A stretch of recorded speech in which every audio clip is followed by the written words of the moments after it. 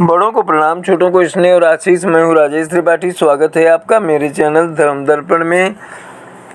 धर्म दर्पण में हम पंच कैलाश की कथा आपको सुना रहे हैं। अब तक हमने आपको आदि कैलाश और किन्नर कैलाश की कथा सुनाई। आज हम सुना रहे हैं आपको श्रीखंड कैलाश की कथा, जिसका शीर्षक है अमरनाथ यात्रा से भी कठिन है श्रीखंड कैलाश यात्रा। पंच कैलाश के विवरण से हमने अभी तक आपको आदि कैलाश और किन्नर कैलाश का विवरण दिया। अब हम आपको श्रीखंड कैलाश की जानकारी दे रहे हैं। यह कैलाश भी पवित्र धर्म स्थल है। यहाँ भी श्रद्धालुओं तीर्थयात्रियों की भारी भीड़ जुटती है। यह कैलाश हिमाचल प्रदेश के जौन गांव में स्थित है। यहाँ की यात्रा जुलाई के अंतिम सप्ताह में प्रारंभ होकर अगस्त के दूसरे सप्ताह में समाप्त होती है। इस कैलाश की ऊंचाई 18,570 फुट है। श्रीखंड महादेव के शिखर तक पहुँचने के लिए 32 किलोमीटर की यात्रा करनी पड़ती है। यह कैलाश हिमालय पर्वत श्रृंखला पर स्थित है। यहाँ का निकटतम रेलवे स्टेशन जौन गाँव है, जो सिमरा रेलवे स्टेशन से 178 किलोमीटर दूर है। नज़दीकी हवाई अड्डा शिमला है, जो 189 किलोमीटर दूर है। जौन गांव से ही श्रीखंड कैलाश की यात्रा शुरू होती है। श्रीखंड महादेव या श्रीखंड कैलाश भगवान शिव के निवास स्थान में से एक है और इसे हिंदुओं का पवित्र तीर्थ स्थल माना जाता है। यहाँ की यात्रा हर वर्ष सावन के महीने में की जाती है। यहाँ की पैदल यात्रा सबसे कठिन मानी जाती है। पहाड़ी पर स्थित यह शिवलिंग भगवान शिव के सबसे बड़े शिवलिंगों में से एक है, जिसकी ऊंचाई लगभग 75 फुट है। यह शिवलिंग समुद्र तल से लगभग 18,570 फुट की ऊंचाई पर स्थित है। श्रीखंड महादेव कैलाश यात्रा हिमाचल प्रदेश के बेस गाँव यानी जो आधार शिविर जो है आधार गांव है, जौन से आरंभ होती है, जो श्रीखंड के शीर्ष तक लगभग 32 किलोमीटर की पैदल यात्रा है। इस यात्रा का पूरा रास्ता काफ़ी खतरनाक है। इसी कारण इस यात्रा को अमरनाथ यात्रा से भी कठिन माना जाता है। इस यात्रा में 18 साल से अधिक आयु के भक्त ही यात्रा कर सकते हैं। 18 साल से लेकर के 60 साल तक के भक्त कर सकते हैं इस यात्रा को। श्रीखंड महादेव यात्रा के दौरान कई धार्मिक स्थल और देवस्थान के दर्शन होते हैं। श्रीखंड महादेव कैलाश के दर्शन से पूर्व करीब 50 मीटर पहले ही माता पार्वती, भगवान गणेश और स्वामी कार्तिक की प्रतिमाएं भी स्थापित हैं। वहीं रास्ते में प्राकृतिक शिव गुफा, निर्मंड में 7 मंदिर, जाओ में माता पार्वती सहित 9 देवियाँ, परशुराम मंदिर, दक्षिणेश्वर महादेव, जोतकाली व कुंसा आदि धार्मिक स्थल पड़ते हैं। श्रीखंड कैलाश से जुड़ी पौराणिक कथा कुछ इस प्रकार है। भस्मासुर नाम का एक राक्षस था। उसने कठोर तपस्या से भगवान शिव से वरदान प्राप्त किया था कि वह जिस पर भी अपना हाथ रख देगा वह भस्म हो जाएगा। फिर उसके मन में पाप आ गया और वह माता पार्वती से विवाह करने के बारे में सोचने लगा और वह भगवान शिव के ऊपर हाथ रखकर उन्हें नष्ट करना चाहता था। भगवान शिव भागकर यहीं एक गुफा में छिप गए थे। भगवान विष्णु जी ने मोहिनी का रूप धारण करके भस्मासुर को अपने साथ नृत्य करने के लिए राजी किया। नृत्य करते हुए भस्मासुर ने खुद के ही सिर पर हाथ रख दिया और वह भस्म हो गया। कहते हैं कि यही वजह है कि आज भी यहाँ की मिट्टी और पानी लाल दिखाई देते हैं।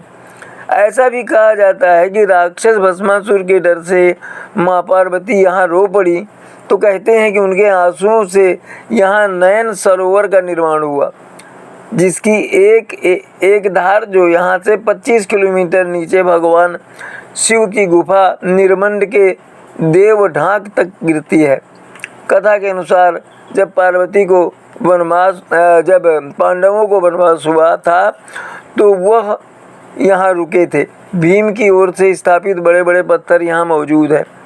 जौन गांव से यात्रा शुरू होती है और 3 किलोमीटर चलने के बाद सिंघाड़ पहुँचते हैं। यहाँ पहला आधार शिविर है, जहाँ तीर्थयात्रियों के लिए भोजन व अन्य सेवाएं उपलब्ध कराई जाती हैं।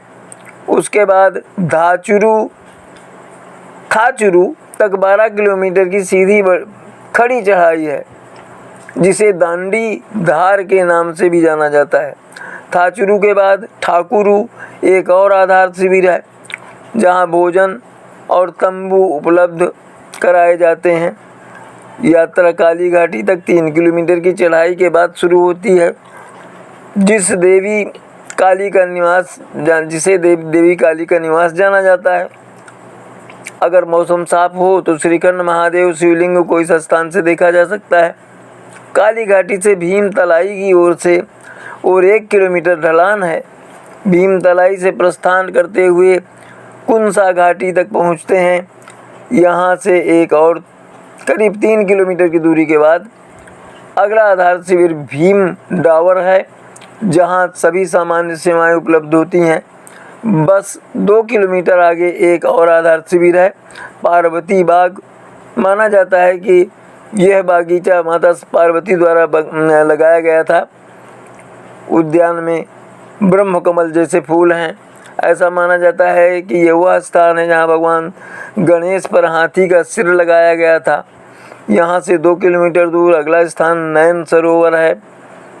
इसके बाद लगभग 3 किलोमीटर की ऊंचाई तक चट्टानी इलाकों से होते हुए श्रीखंड महादेव या श्रीखंड कैलाश तक पहुँचते हैं। ये यात्रा 18 साल से 60 साल तक की उम्र के लोग कर पाते हैं। 24 जुलाई तक यात्रा चलेगी। नहीं, जुलाई में 24 जुलाई तक ये यात्रा चला करती है। बिना पंजीकरण व स्वास्थ्य जांच प्रमाण के किसी को भी यात्रा पर जाने की अनुमति नहीं मिलेगी। सुबह 9 बजे तक 293 श्रद्धालुओं ने पंजीकरण कराया था।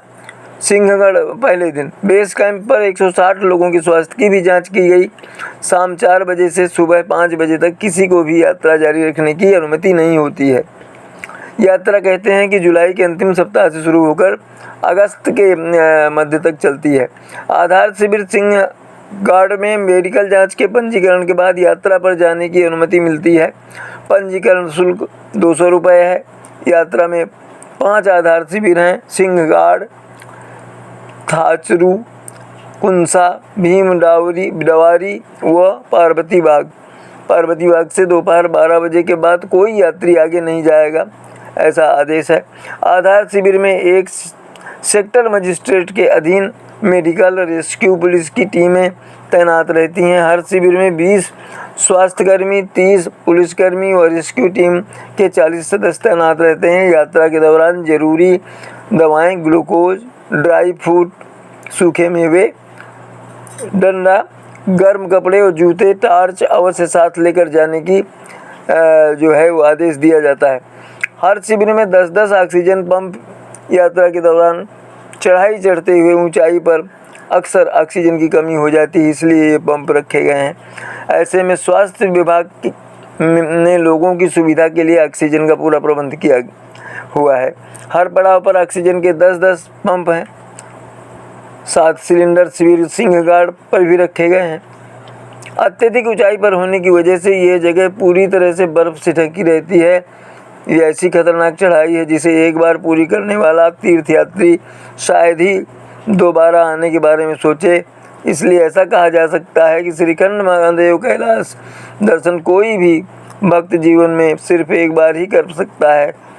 यहाँ 35 किलोमीटर की चढ़ाई को अमरनाथ की चढ़ाई से भी ज़्यादा खतरनाक माना जाता है। दरअसल इस यात्रा के दौरान न तो कोई घोड़ा, न खच्चर और न ही पालकी जाती है।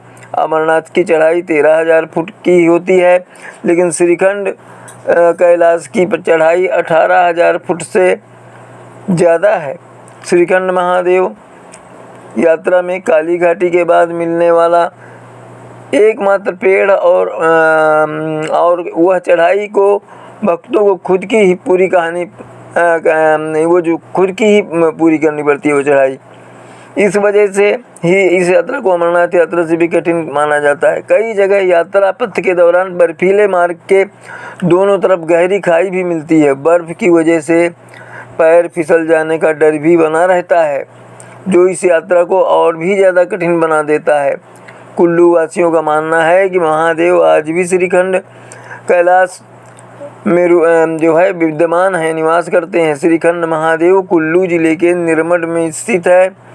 यहाँ तक पहुँचने के लिए शिमला के रामपुर से कुल्लू के निरमंड आना होता है।